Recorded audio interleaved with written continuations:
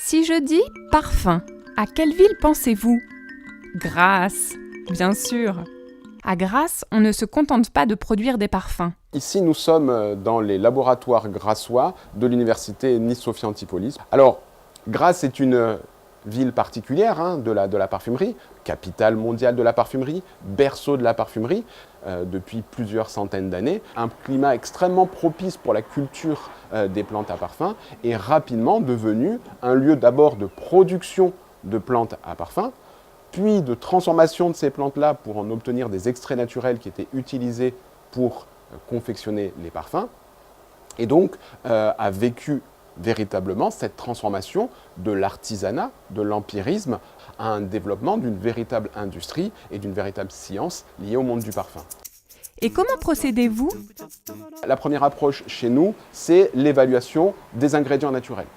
Ça va être donc d'aller puiser dans notre biodiversité des odeurs intéressantes, d'extraire avec toutes les méthodes d'extraction qui existent les produits naturels et d'aller chercher en utilisant des technologies analytiques très puissantes qui vont marier les sciences chromatographiques qui séparent tous les composés d'un mélange et l'analyse olfactive. Et puis une fois qu'on a identifié ces composés d'intérêt, le chimiste peut aussi s'amuser à moduler sa structure chimique, à remplacer un substituant, à oxyder une fonction, à rajouter une chaîne et derrière évaluer olfactivement le résultat pour voir si on n'a pas été capable de générer une nouvelle odeur, voire même de maximiser l'odeur qu'on avait utilisée. Et puis, il y a également la synthèse organique, la conception assistée par des outils informatiques, ce qu'on appelle la relation structure-activité, la modélisation moléculaire, être capable de tenter de prédire une odeur par rapport à une structure et de synthétiser toute une série d'homologues dans cette famille-là et les évaluer olfactivement derrière. Et aujourd'hui, entre les innovations techniques et les progrès informatiques pour tout ce qui est traitement du signal, c'est vrai que tous les 2 ans, 3 ans, on peut s'amuser à reprendre des choses qu'on connaît pourtant bien, donc forcément, c'est jamais fini. Comment capter les odeurs? Vous voyez le matériau blanc, matériau sur lequel vont s'absorber ou s'absorber les molécules odorantes. On peut libérer la fibre pour qu'elle soit en contact avec cet espace gazeux. Elle va prélever ces molécules qui sont présentes dans l'espace gazeux. Et après, on va pouvoir donc rétracter cette fibre et le mettre directement dans l'appareil d'analyse pour pouvoir les identifier. C'est une méthode qui est assez utilisée parce qu'elle permet justement, contrairement à d'autres types d'extraction, comme par exemple la distillation, de ne pas porter atteinte à l'échantillon. Donc par exemple, dans l'écologie chimique, ça permet de pouvoir un peu capter les différentes hormones ou autres molécules qui sont libérées par les insectes dans leur environnement naturel, pour ne pas avoir une situation de stress qu'on pourrait avoir dans d'autres types d'extraction. Beaucoup de plantes vont arriver à fabriquer des composés odorants pour attirer le ravageur de leur propre ravageur.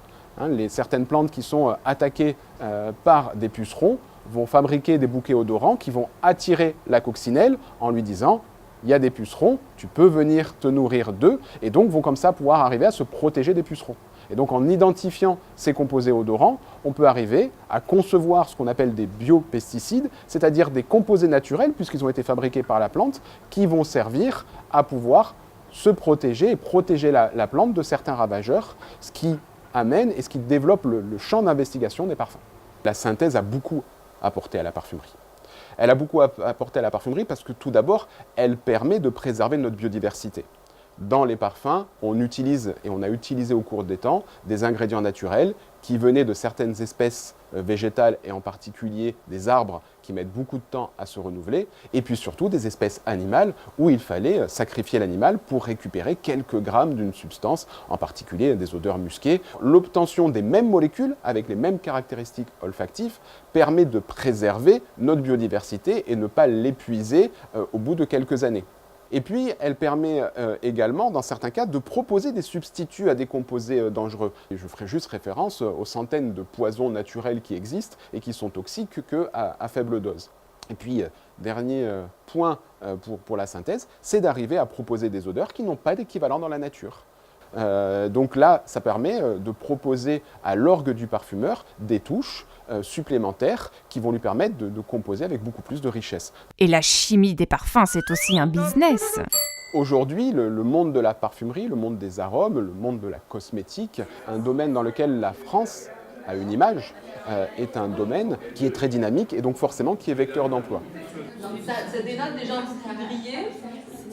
Il y a tout le temps des nouveautés, il y a tout le temps de nouvelles analyses à faire, de nouvelles matières à connaître et de nouveaux composés. Et c'était surtout ça qui m'intéressait. Est-ce que vous avez un nez? Non, j'ai pas de nez particulier, du moins je ne pense pas. Mais au fur et à mesure, on s'entraîne. Bon, moi je suis spécialisée dans les odeurs vraiment caractéristiques de la cuisine et qui sont pas très bons, on va dire.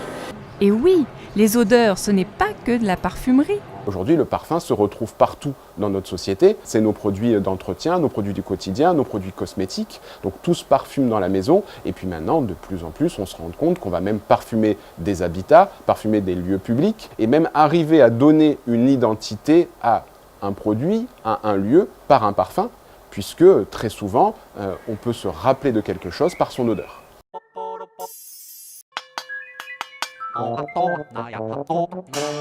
YouTube